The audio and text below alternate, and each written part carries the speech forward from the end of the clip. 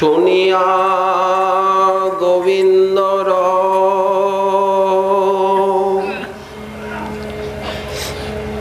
সিংহরবে যেন করিগ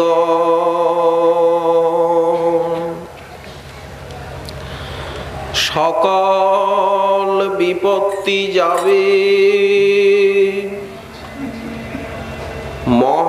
মহানন্দ সুখ পাবে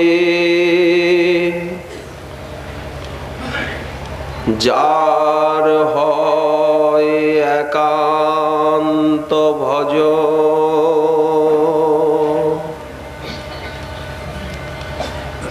কলিযুগ পাবন অবতার শ্রী শ্রী গৌরাঙ্গ মহাপ্রভুর পরম অন্তরঙ্গ প্রিয় পার্ষদবর্জ বিশ্ব বৈষ্ণব বরেণ্য চূড়ামণি প্রেম ভক্তির মহারাজ শ্রীল নরোত্তম দাস ঠাকুর মহাশয় তার শ্রী শ্রী প্রেম ভক্তি চন্দ্রিকা নামক মহাগ্রন্থে 25 সংখ্যক ত্রিপদীতে রিপুগুলির কথা উল্লেখ করে এখন বলছেন যে শ্রী গোবিন্দের নাম গুণ লীলাদির ধ্বনি শ্রবণে সিংহনাদ শুনে যেমন মত্ত হস্তি পলায়ন করে তদ্রূপ কাম ক্রোধাদি রিপুগণ সাধকের অন্তরের থেকে আপনা আপনি পলায়ন করবে আপনি পালাবে সব রিপু সংগ্রামে কৃষ্ণচরণে শরণাগত হয়ে স্বরূপাভিমানে স্থিতপ্রজ্ঞ ভক্তবৃন্দ আমি কৃষ্ণের নিত্য দাস এবং কৃষ্ণচরণাশ্রিত এই অভিমান বুকে নিয়ে আমি গৌরাঙ্গের দাসানুদাসীর দাস শ্রীকৃষ্ণ চৈতন্য প্রভুর দাসের অনুদাস তো নিত্যানন্দ দাসানুদাসের ভয় কোথায় এই অভিমানে স্থিত হয়ে শ্রীকৃষ্ণের কৃপায় শ্রবণ কীর্তন আদি ভক্তি অঙ্গের উপর উনি বিশেষভাবে জোর দেবেন তার ফলে ধীরে ধীরে সেই সমস্ত রিপুকুল তারা ক্ষয় প্রাপ্ত হবে তিনি বিমুক্তি লাভ করে ধন্য বা কৃতার্থ হয়ে যাবেন এইটি হচ্ছে ভক্তি পথের প্রক্রিয়া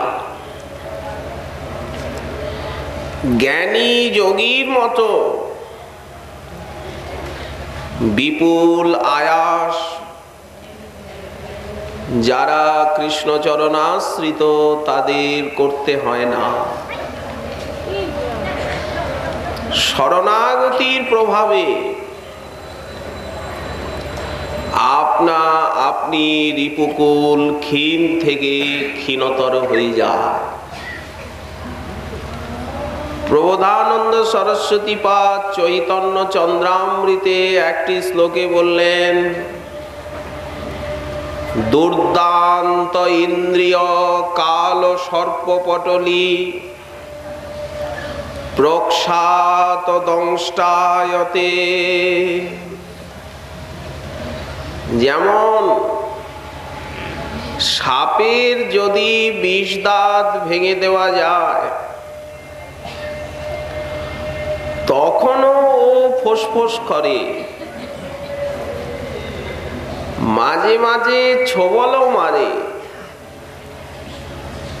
যেহেতু ওর অভ্যাস হয়ে গেছে। কিন্তু ওর তো বিষ দাঁতই নেই, দংশন করলেও বা কি হবে। সেই প্রকার শ্রীমন মহাপ্রভুর কৃপা যারা লাভ করেছেন তাদের দুর্দান্ত ইন্দ্রিয়গুলি ওই কাল সর্পের মতো একদিন ছিল বটে, কিন্তু আজ তো ওদের বিষ দাঁত ভেঙে গেছে। এই বিষ দাঁতটা কি? সসুখ কামনা। আত্মেন্দ্রিয় সুখ বাসনা হচ্ছে সেই ইন্দ্রিয় কাল সর্পের বিষ দন্ত। যখন অন্তরে গুরু বৈষ্ণবের কৃপায় সেই সেবা সুখ ভাবনার উদয় হয়েছে, সেবা করি সুখ দিব এই মাত্র চাই, এগেই ভক্তি বলে। অভিষ্টের সেবা ব্যতীত জীবনে মরণে শয়নে স্বপনে জাগরণে আর কিছুই চাইব না। এই মনোভাবের নামই হচ্ছে ভক্তিযোগ। আর নিজের দেহ ইন্দ্রিয় সুখের কামনাই হচ্ছে সংসার। তো দুর্দান্ত ইন্দ্রিয় কাল সর্পপটলি প্রক্ষাত দংষ্টায়তে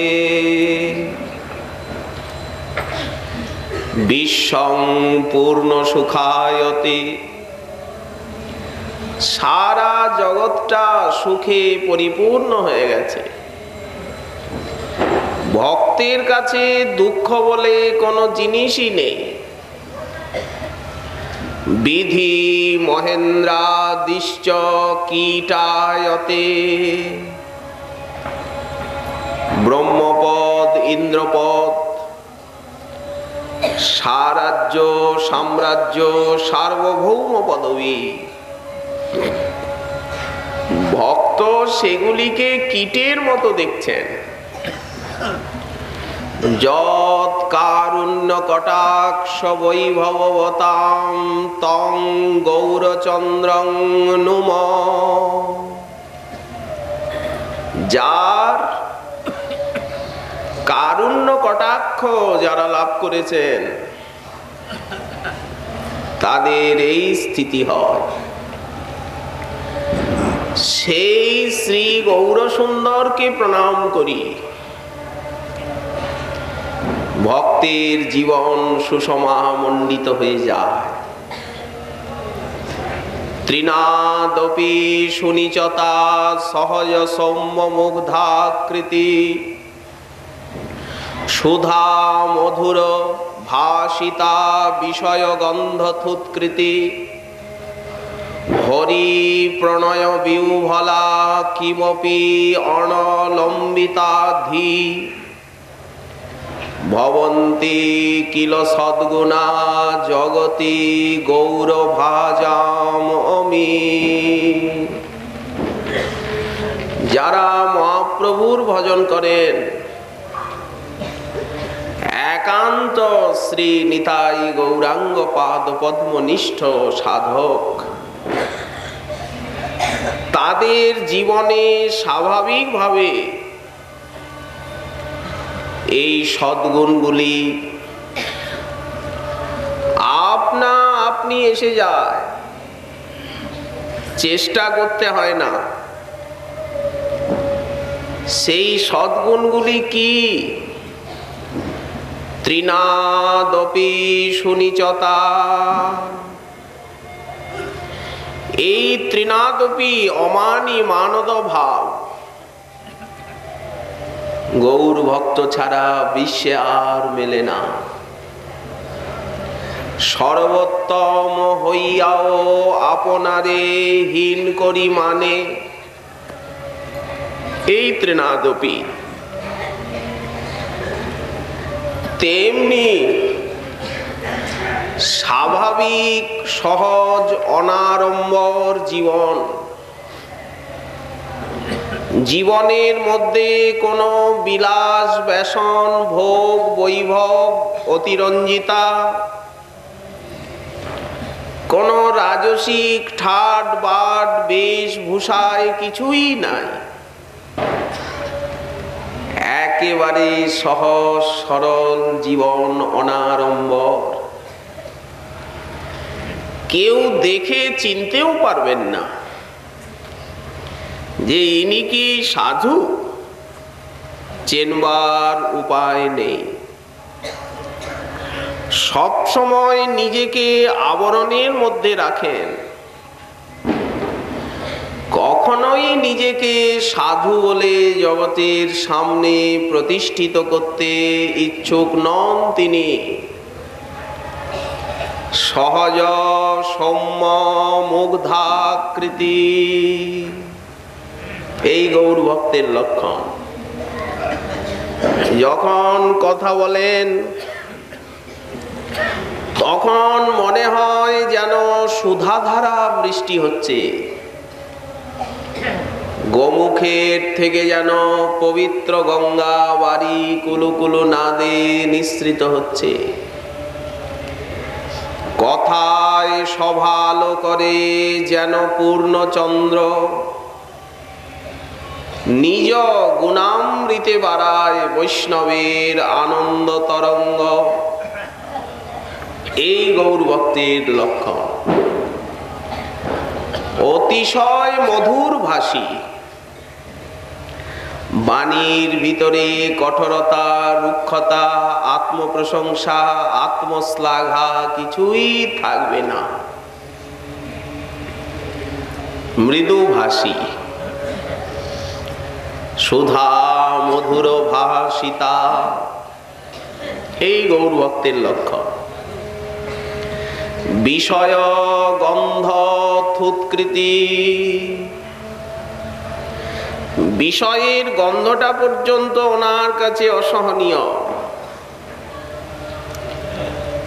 মাদৃশ জীব যেইগুলি চায়, কামনা করে অর্থ, সম্মান, দেহসুখ, পদ, প্রতিষ্ঠা, উনি সেইগুলি বিষের মতো ত্যাগ করেন। বিষয় গন্ধ থুৎকৃতি, যেমন আমিষের গন্ধটা উদ্বেগ জন্মায়, তেমনি বিষয়ের গন্ধে পর্যন্ত উনি ভীত হন। হরি প্রণয় বিহ্বলা, সর্বদা গৌর হরির প্রেমে বিহ্বল, একটা উন্মত্ত ভাব। কিমপি অনলম্বিতাধি, এই জগতের কোন ব্যক্তি বস্তু পদার্থে ওনার মন লাগে না, কোনো কিছুই তার কাছে রুচিকর হয় না। বিষয় বিষম বিষ সতত খাইনু, গৌর কীর্তন রসে মগন না হইনু। সর্বদা বিরহ ভাব, অন্তরের ভিতরে আরতি, উৎকণ্ঠা, ব্যাকুলতা, দৈন্য এবং বিরহ সর্বদা হাহাকার করেন, কাঁদেন, এই গৌর ভক্তের লক্ষণ। আমি গোরা পহু না ভজিয়া মইনু, প্রেম রতন ধন হেলায় হারাইনু, সৎসঙ্গ ছাড়ি কইনু অসতে বিলাস, তে কারণে লাগিল যে কর্মবন্ধ ফাঁস। সর্বদা ব্যথা বেদনা অনুভব করেন, বিরহময় হয়ে যায় জীবন, আনন্দ বেদনায় মাখামাখি। এই প্রেমা যার মনে তার বিক্রম সেই জানে। এটা তো ব্যাখ্যা করে বোঝাবার জিনিস নয়। যিনি এই স্থিতি লাভ করেছেন গুরু বৈষ্ণবের কৃপায়, তিনি বুঝবেন। যে রমণী গর্ভবতী হয়েছেন উনি বুঝবেন যে প্রসবের বেদনা কেমন। বন্ধা নারী কি বুঝবে? ঠিক সেই প্রকার যিনি এই ভাব সম্পত্তি লাভ করেছেন তিনি বুঝবেন কেমন আনন্দ বেদনা মাখা গৌর ভক্তির জীবন। বিষামৃতে একত্রে মিলন,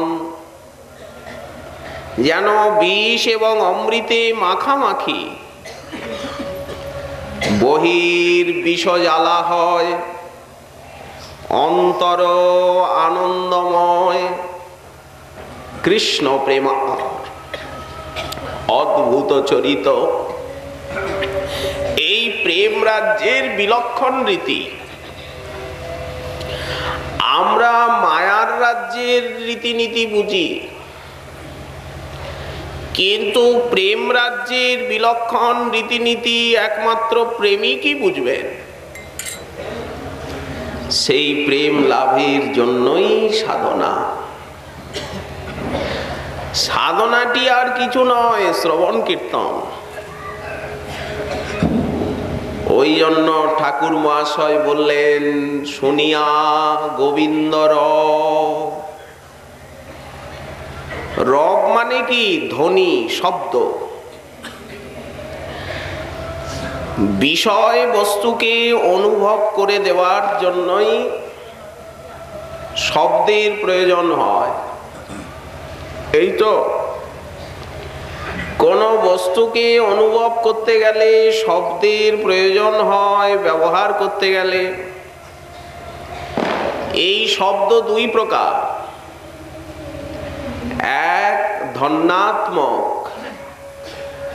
যেমন ঘন্টাটা বাজলো, একটা শব্দ হলো, কিন্তু এই শব্দটি হচ্ছে ধ্বন্যাত্মক শব্দ।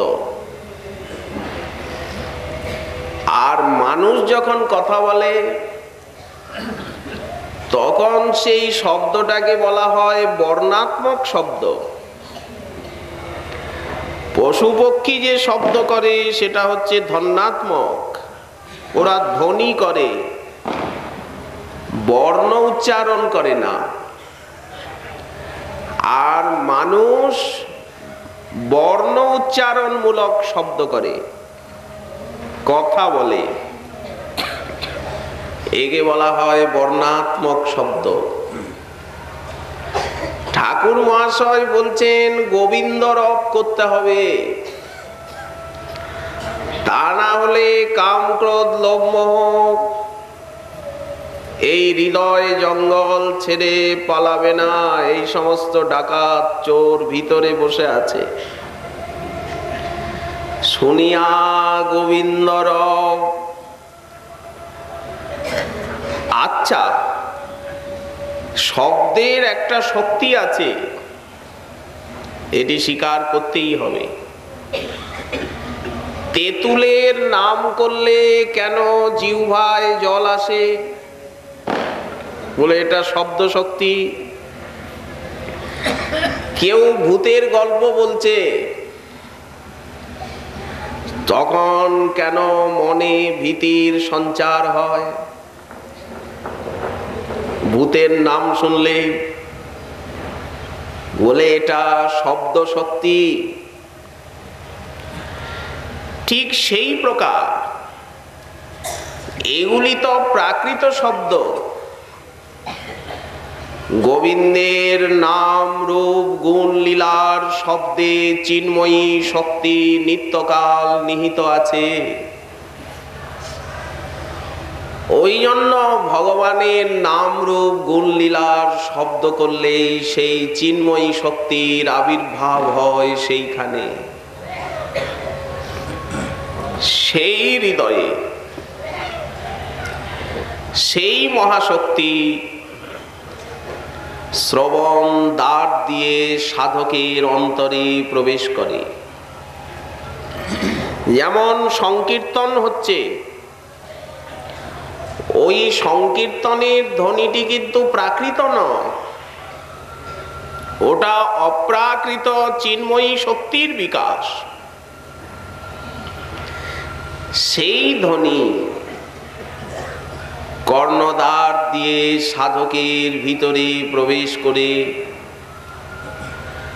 মায়া শক্তিকে ক্ষীণ করে দেয়।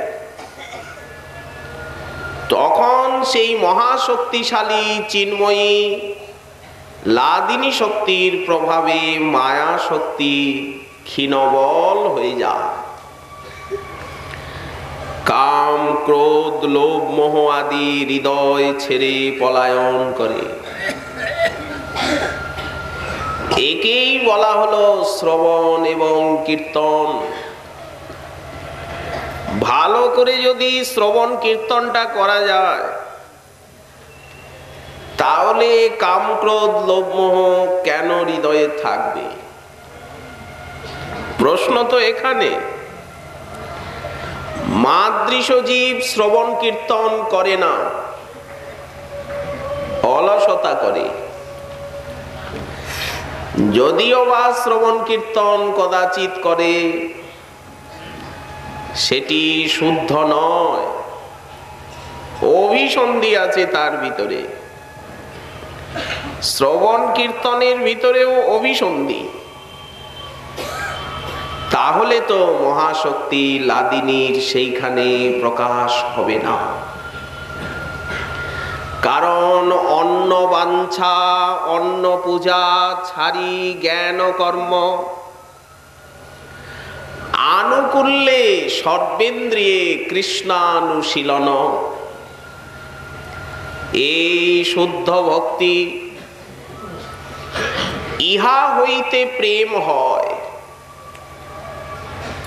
ভাগবতে পঞ্চরাত্রে এই লক্ষণ কয়। ওই জন্য ঠাকুর মহাশয় বলছেন, বিপত্তিটা কার যাবে? ভজনের বাধা বিঘ্নগুলি কে দূর করতে পারবেন? সবাই নয়। যার হয় একান্ত ভজন, শুদ্ধ ভজন করা বাঞ্ছনীয়। একান্তভাবে দৃঢ়চিত্তের সঙ্গে যত্ন এবং আগ্রহ নিয়ে ভজনটি হওয়া উচিত।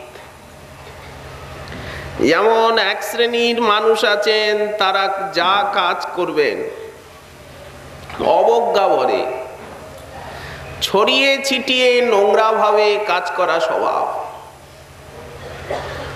কোনো কাজই গুছিয়ে সুন্দরভাবে পরিপাটির সঙ্গে তিনি করেন না। এই কাজকে কি বলা হয়? অনাদরে করা, ছড়িয়ে ছিটিয়ে কাজ করলাম, কোনো আদর যত্ন নেই, পরিপাটি নেই।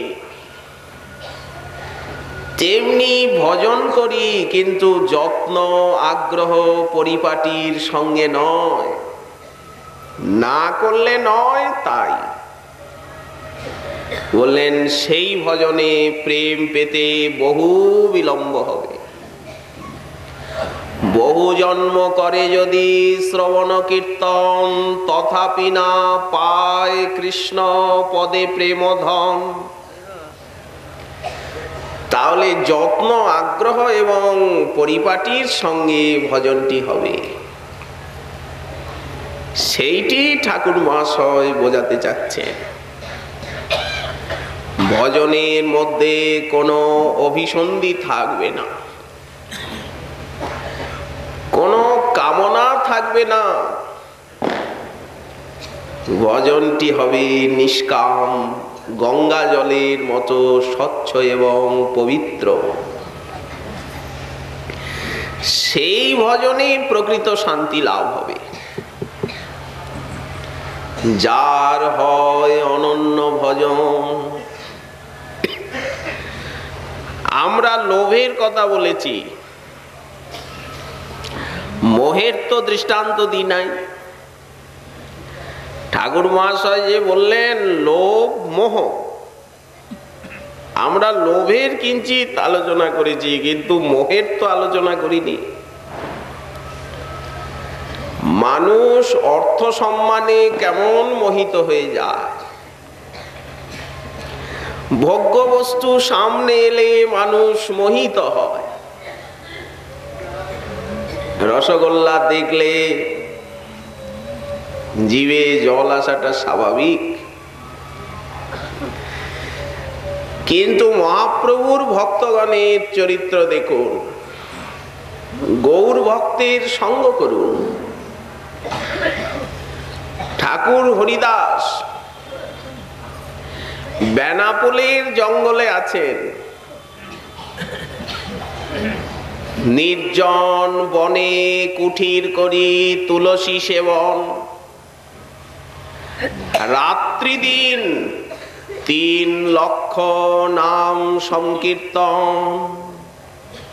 হই হুল্লোড় করলেই ভজন হয় না।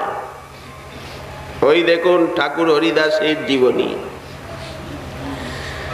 রাত্রি দিন 3 লক্ষ নাম গ্রহণ করেন। নির্জনে পর্ণকুটিরে অবস্থান করেন, সেই বেনাপোলের জঙ্গলে। সামনে তুলসী মঞ্চ।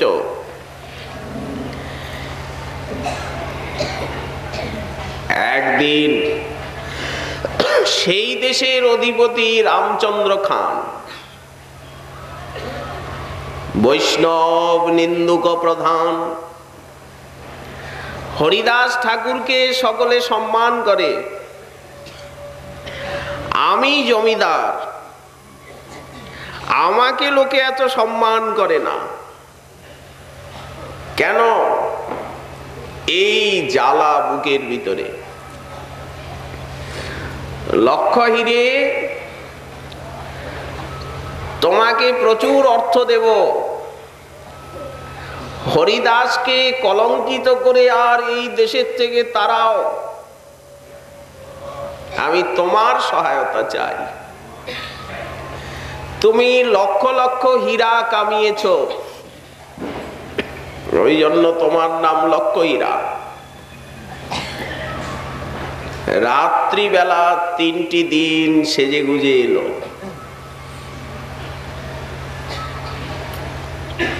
ঠাকুর কিচ্ছু বলেন না।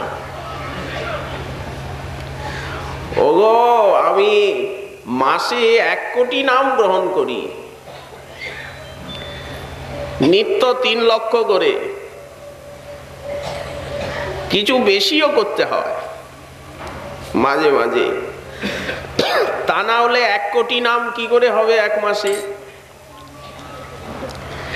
ভেবেছিলাম আজকে শেষ হবে, দেখলে তো সারা রাত বসে বসে নাম করছি, ঘুমোইনি।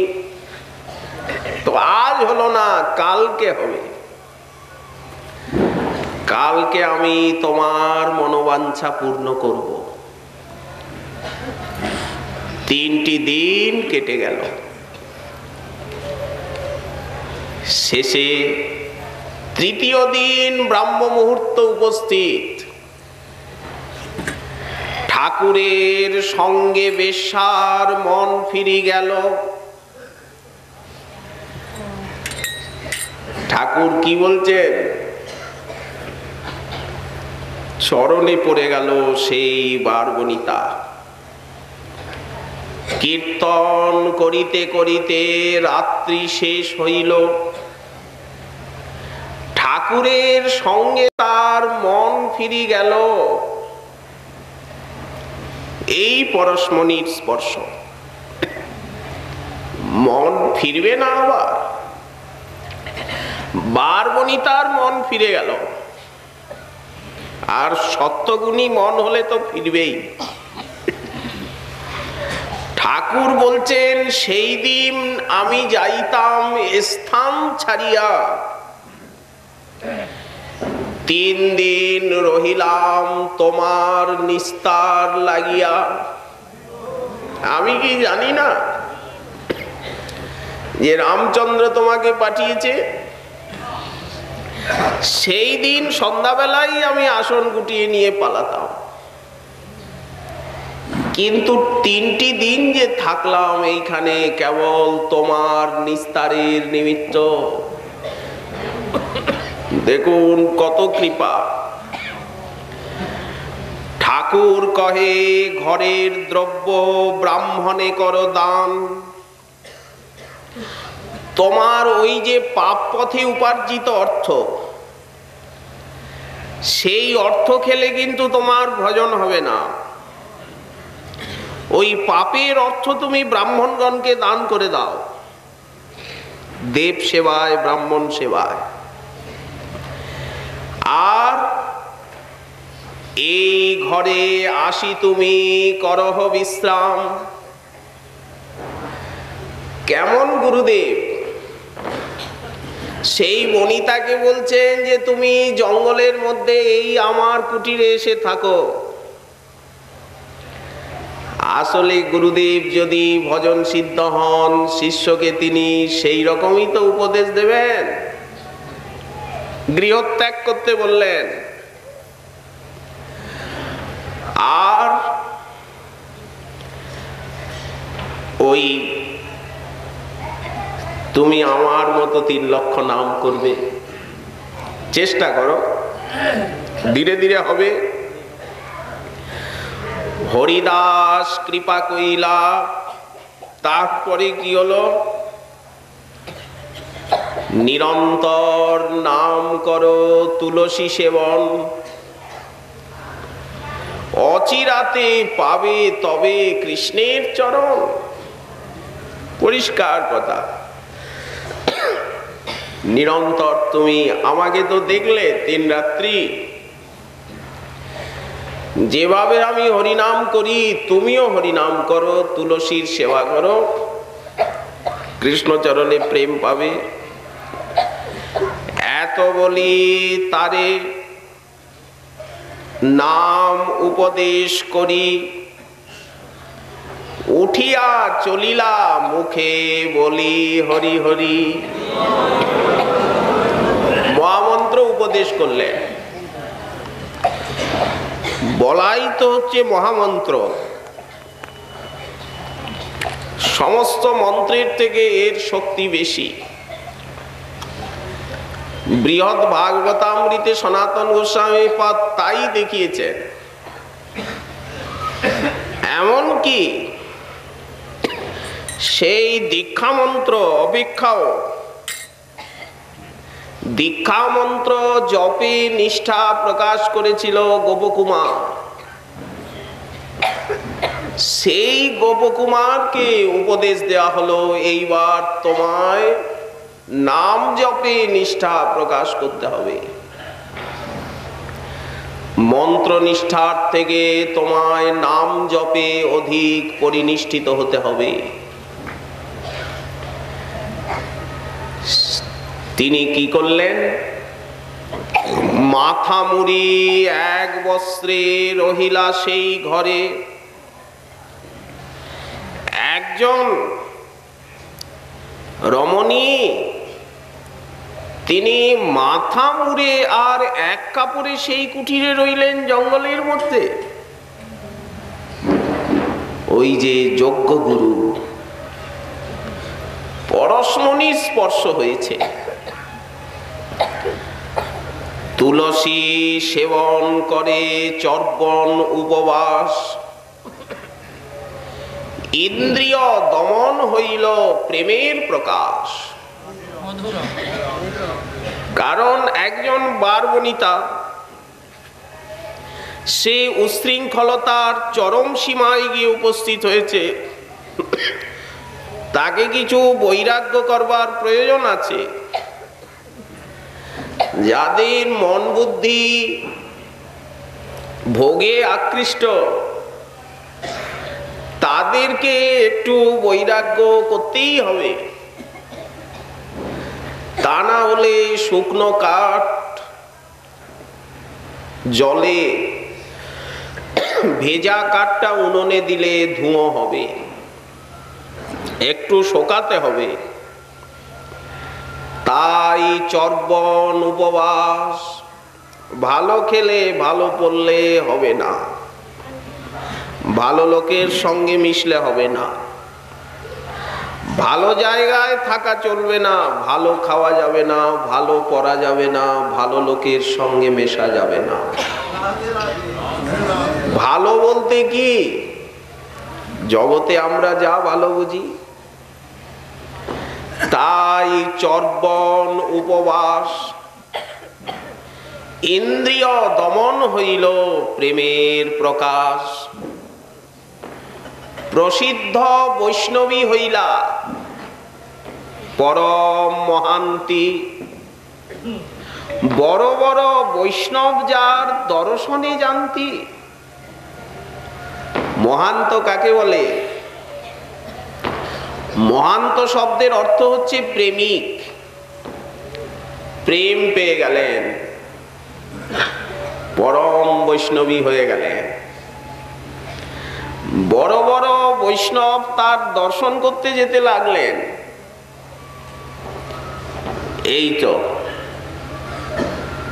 হরিদাস ঠাকুর আর সেইখানে থাকলেন না।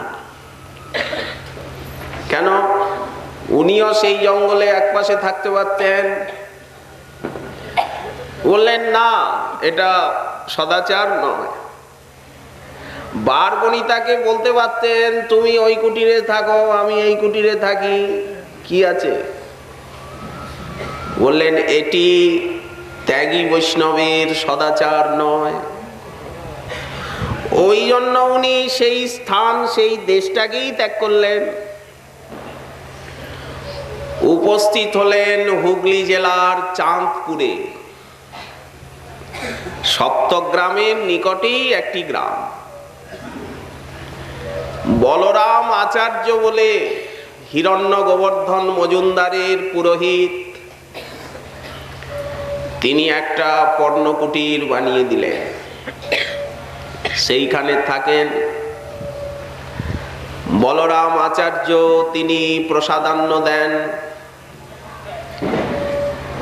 বালক রঘুনাথ দাস হিরণ্য গোবর্ধন মজুমদারের একমাত্র পুত্র। সেই বালক রঘুনাথ মাঝে মাঝে হরিদাস ঠাকুরের দর্শনে যায়। হরিদাস কৃপা করে তাহার উপরে,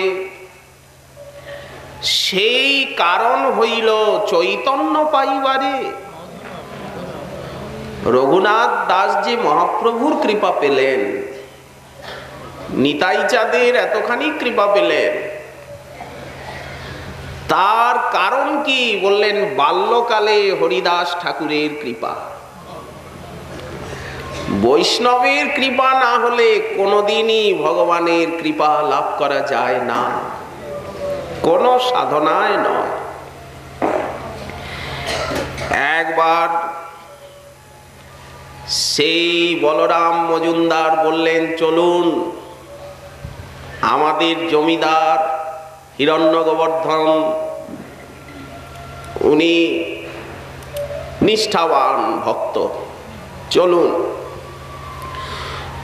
উনি সাধু বৈষ্ণবদের খুব সম্মান করেন। হরিদাস ঠাকুর এলেন,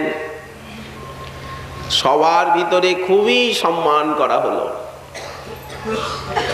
উনি সব সময় নাম করছেন হরে কৃষ্ণ, জিহ্বা নৃত্য করছে দিন রাত অবিশ্রান্ত। তো সকলে ওনার মুখে নাম মহিমা শুনতে চাইলেন। কেউ বলছেন যে নামাভাসে মুক্তি হয়, কেউ বলছেন হরিনামের ফলে মুক্তি হয়, হরিনামের ফলে ভবক্ষয়। এক একজন এক এক রকম সিদ্ধান্ত বলছেন। অনেক পণ্ডিত বিদ্বান সেইখানে আছেন। ঠাকুর আপনি কি বলেন? হরিনামে পাপ ক্ষয়, মুক্তি, এইসব তো শাস্ত্রে আছে। উনি বললেন হরিনামের এইসব ফল নয়। এই দেখুন ভাগবত বলছে নামের ফলে কৃষ্ণ পদে প্রেম উপজয়। নামাভাসেই মুক্তি হয়। যখন শুদ্ধ নাম উদিত হন হৃদয়ে, তখনই প্রেম লাভ হয়। যেই মুহূর্তে শুদ্ধ নাম হৃদয়ে উদিত হবেন, তখনই প্রেম লাভ হবে। যেমন সূর্যের উদয় নয়, এখনো সূর্য ওঠেনি, উঠবে এরপর। তো এই আভাসে যেমন অন্ধকার দূরে চলে যায়। অন্ধকারকে দূর করতে সূর্য উদিত হতে হয় না, সূর্য উঠবার অনেক আগেই অন্ধকার পলায়ন করে। তেমনি নামাভাসে একজন যুবক ব্রাহ্মণ ওই সভায় আরিন্দাগিরি করে। নামটি তার গোপাল চক্রবর্তী। উনি উঠে দাঁড়ালেন। আপনারা কি বলছেন? কোটি জন্মে যেই জ্ঞানে মুক্তি হয় না, আর নামাভাসে সেই মুক্তি হয়, ইনি বলছেন, আর আপনারাও মেনে নিলেন? আজ্ঞে মহাশয়, আপনি নাক কেটে প্রতিজ্ঞা করুন নামাভাসে মুক্তি হয়। হরিদাস ঠাকুর বললেন, যদি মুক্তি না হয় নামাভাসে, আমি নাক কাটবো। সমস্ত সভাসদ হায় হায় করে উঠলেন। বলরাম আচার্য বললেন, আরে গোপাল চুপ কর, তুই ঘটপটিয়া মূর্খ, তুই কি জানিস রে ভগবত ভজনে? তুই হরিদাস ঠাকুরকে বলছিস নাক কাটবে? উনি ঠাকুর কিছু বললেন না। ওর তর্ক করা স্বভাব, বিদ্যা অভিমানী। ঠাকুর সেই সভার থেকে বিদায় নিলেন। এদিকে হলো কি, 3 দিন মধ্যে সেই বিপ্রের কুষ্ঠ হইল। সেই গোপাল চক্রবর্তী অতি উচ্চ নাসাতার গলিয়া পড়িল, নাকটা টিকালো, নাকটা কুষ্ঠে গলে গেল। আর দেখতে শুনতে খুব সুন্দর, সেই চাপা ফুলের কলির মতো আঙুলগুলো একদম কুষ্ঠে কুকড়ে গেল। হরিদাস ঠাকুর সব শুনলেন। উনি ভগবানের কাছে প্রার্থনা করছেন, প্রভু কেন এমন হলো? যদ্যপি হরিদাস বিপ্রের দোষ না লইলা, কিন্তু তথাপি ঈশ্বর তারে ফল ভুঞ্জাইলা।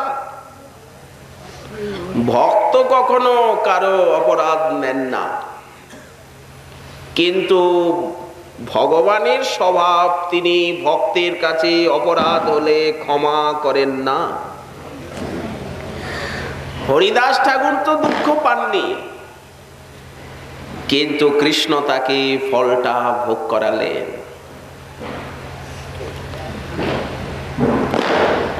এই ঘটনায় হরিদাস ঠাকুর আর সেই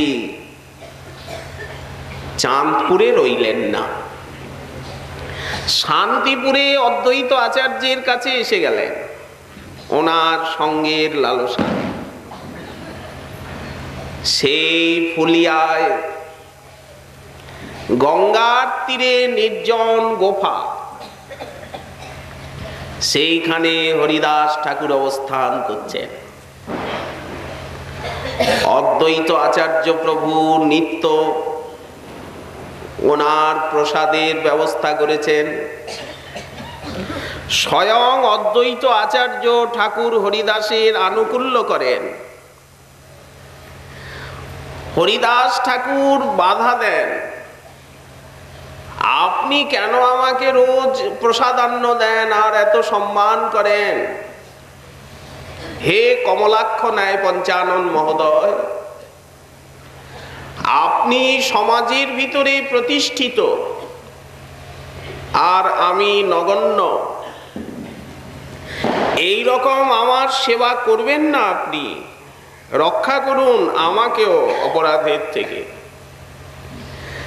তাছাড়া এই শান্তিপুরে কত কুলীন ব্রাহ্মণ সমাজ রয়েছে, তারা আপনাকে কি বলবে? আপনি আমার এত আদর সম্মান করেন। মহা মহা বিপ্রয়েথা কুলীন সমাজ তো নিচে আদর করো তুমি, না বাসো ভয় লাজ। আমি তো নিচু জাতি, অস্পৃশ্য, আমাকে তুমি এত আদর সম্মান করো, সমাজের লজ্জা করো না কেন? আচার্য কহে দুঃখ তুমি না করিহ ভয়। অদ্বৈত আচার্য বলছেন, ঠাকুর তুমি না করিহ ভয়, সেই আচরিব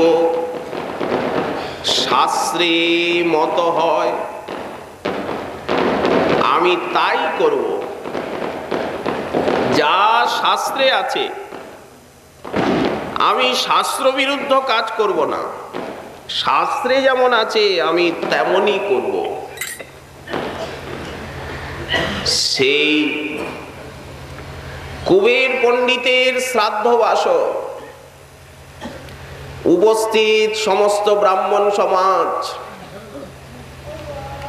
কিন্তু উনি ঠাকুর হরিদাসকেই আগে পূজা করলেন। শ্রেষ্ঠ ভোজ্যপাত্র ওনাকেই দান করলেন।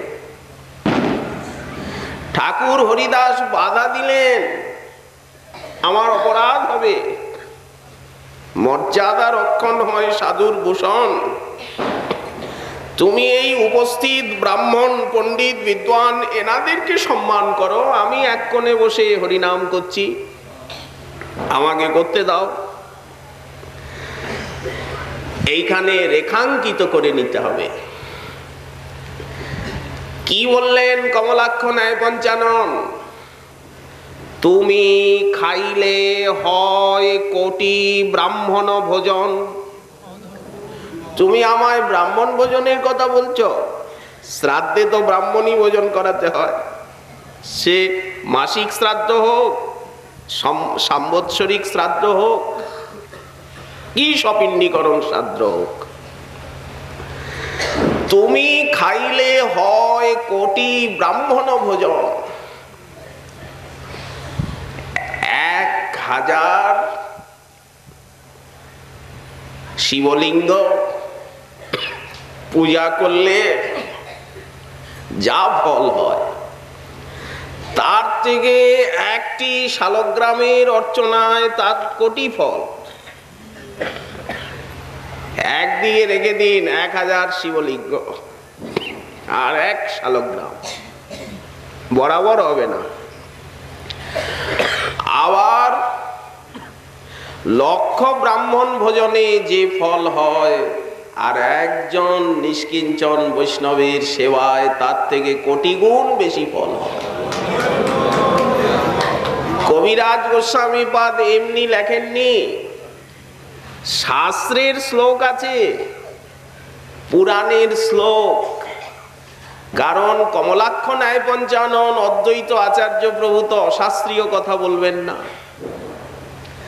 তাই বললেন, তুমি খাইলে হয় মোর কোটি ব্রাহ্মণ ভোজন।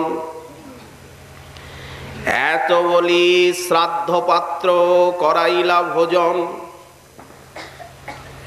এই দেখুন গৌর ভক্তের আচরণ। এইগুলি আমাদেরকে হৃদয়ঙ্গম করতে হবে, প্রকৃত আচরণের মধ্যে নিয়ে আসতে চেষ্টা করতে হবে। তবে আমরা শুদ্ধ ভক্ত বলে বিবেচিত হতে পারবো, নতুবা নয়। একদিন হরিদাস ঠাকুর সেই ফুলিয়ার গোফাতে বসে হরিনাম করছেন। নাম সংকীর্তন করে উচ্চ করিয়া। পূর্ণিমার রাত্রি, আকাশে পূর্ণচন্দ্র সমুদিত। সেই জ্যোৎস্নালোকে ঝলমল করছে নিশিথিনী, চাঁদের আলো গঙ্গার তরঙ্গের উপরে পড়েছে। নির্জন নিস্তব্ধ গঙ্গা তীর, জ্যোৎস্নাবতী রাত্রি, 10 দিক সুনির্মল। গঙ্গার লহরী জ্যোৎস্নায় করে ঝলমল। দুয়ারে তুলসী লেপা পিণ্ডার উপরে, সামনে তুলসী লেপা, সেই লেপা পিণ্ডা, তার উপরে তুলসী। গোফার শোভা দেখি লোকের জুড়ায় অন্তর। সেই নির্জন, এমন স্থান না হলে তো ভজনে মনটা বসে না। না ওই হট্টগোলের ভিতরে। হেনকালে এক নারী অঙ্গনে আইলা, তার অঙ্গ গন্ধে 10 দিক আমোদিত হইলা। সেই মধ্যরাত্র, ঠাকুরের নয়নে তো নিদ্রা নেই, উনি হরিনাম করছেন। একজন রমণী সহসা সেইখানে এসে উপস্থিত হলেন। তার অঙ্গচ্ছটায় দিগন্তটা একেবারে পীত বর্ণ হয়ে গেল, হলুদ হয়ে গেছে অঙ্গের কান্তিতে চারিদিক। আর এত মিষ্ট গন্ধ বেরোচ্ছে অঙ্গের থেকে, দিগন্ত আমোদিত। ভূষার ধ্বনিতে হয় কর্ণ চমকিত। নূপুর বলয় কোটির কিঙ্কিণীর ধ্বনিতে শ্রবণ আকৃষ্ট হচ্ছে। তুলসীকে নমস্কার করে আর উনি সেই গোফার দ্বারে বসলেন। গোফার দ্বারে বসে হরিদাস ঠাকুরকে বলছেন, তুমি জগতের বন্দনীয় রূপগুণবান, তোমার সঙ্গ লাগি আমার এথাকে প্রয়াণ। মোরে অঙ্গীকার করো হইয়া সদয়, দিনে দয়া করে সাধুর ধর্ম হয়। আমি তোমার দয়া চাইতে এসেছি। সাধুর স্বভাব তো দিনজনকে দয়া করা, আমাকে দয়া করো। এত বলি নানা ভাব করয়ে প্রকাশ, যাহার দর্শনে মুনির ধৈর্য হয় নাশ। সেই রমণী গোফার দ্বারে বসে সেই রাত্রিবেলা নানা হাব ভাব প্রকাশ করছে। 3 দিন এলো ঠাকুরের কাছে। কৃষ্ণ নামাবিষ্ট সদা হরিদাস, অরণ্যে রোদন হইল স্ত্রীভাব প্রকাশ। সেই রমণীর চেষ্টাগুলো অরণ্যে রোদনের মতো ব্যর্থ হয়ে গেল। 3 রাত্রি পরে তিনি বলছেন, ঠাকুর আমাকে চিনতে পারলেন কি? আমি মায়া আসিলাম করিতে পরীক্ষা তোমার। আমি স্বয়ং মায়া দেবী, তোমায় পরীক্ষা করতে এলাম। ব্রহ্মাদি জীবেরে আমি সবারে মহিল, একলা তোমারে আমি মোহিতে নারিল। আমি ব্রহ্মা, মহাদেব, ইন্দ্র, চন্দ্র, বরুণ, কুবের সকলকে মোহিত করেছি, কিন্তু তোমাকে মোহিত করতে পারলাম না। আশ্চর্য! মহাভাগবত তুমি, তোমার দর্শনে, তোমার সংকীর্তন, কৃষ্ণ নাম শ্রবণে, তুমি যে এই যে হরিনাম করছো 3 রাত্রি, আজ আমি বসে বসে তোমার কাছে শুনলাম, তোমার দর্শনে এবং তোমার শ্রীমুখের নাম শ্রবণে চিত্তমর শুদ্ধ হইল, চাহে কৃষ্ণ নাম। আমার ইচ্ছা হচ্ছে আমিও তোমার মতো কৃষ্ণ নাম নেব। আমার চিত্তটা নির্মল হয়ে গেছে।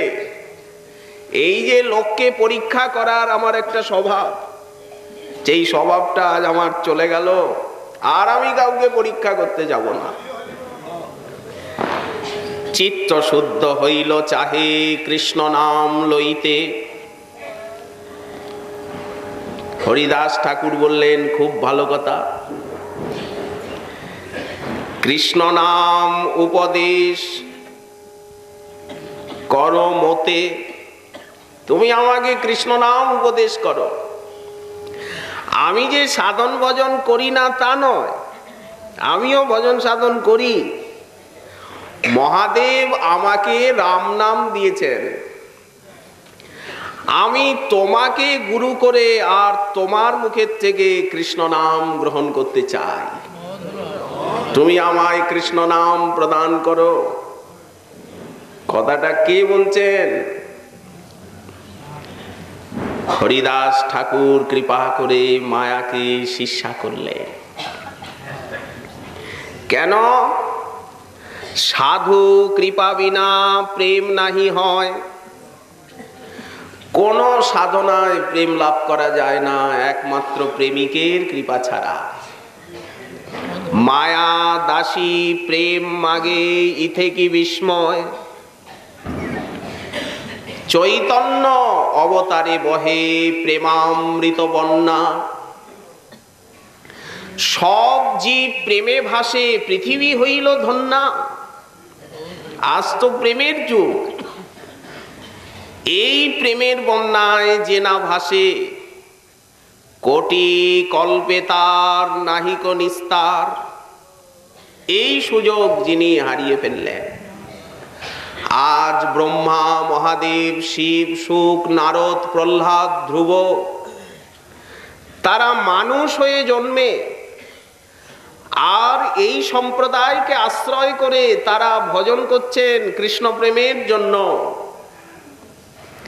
সেই সুযোগটা যাদের হাতছাড়া হয়ে গেল, কোটি কল্পে তার নাহিক নিস্তার। এই সব দৃষ্টান্ত গৌর ভক্তের জীবনীতে। তো কোথায় কোথায় লোভ আর কোথায় মোহ? এদের কথা শ্রবণ করলেও চিত্তটা নির্মল হয়ে যাবে। যদি এই সমস্ত গৌর পার্ষদগণের পবিত্র চরিত্র আমরা চিন্তা করি, শ্রবণ করি, কীর্তন করি, তাহলে আমাদের চিত্তটাও নির্মল পবিত্র হবে। আপনি পালাবে সব শুনিয়া গোবিন্দ রব। বাপ বাপ বলে কাম ক্রোধ লোভ মোহ পালিয়ে যাবে। শ্রবণ কীর্তনটা ঠিক মতো হয় না। যদিও বা হয় তো ওই বালি চিনি মাখানো, শুদ্ধ শ্রবণ কীর্তন নয়। ওই জন্য প্রেম প্রাপ্তিতে বিলম্ব ঘটে যায়। মনটি সর্বদা শ্রবণ কীর্তনে নিবিষ্ট করতে হবে। একেই বলা হয় একান্ত ভজন। সকল বিপত্তি যাবে, মহানন্দ সুখ পাবে যার হয় একান্ত ভজন। ঠাকুর মহাশয় এখন বলছেন একান্ত ভজন করলেও শত্রু পেছনে পড়বে।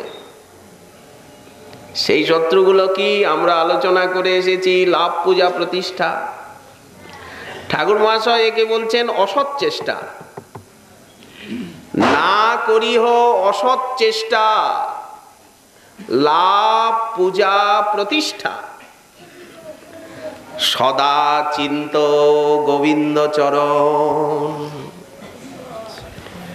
অদ্ভুত আস্বাদ্যময় অংশের উনি অবতারণা করছেন। সাধু সাধু পদে পদে প্রত্যেকটা অক্ষর, প্রত্যেকটি শব্দ বাক্য যারা ভজন করবেন তাদের জন্য অতিশয় মূল্যবান।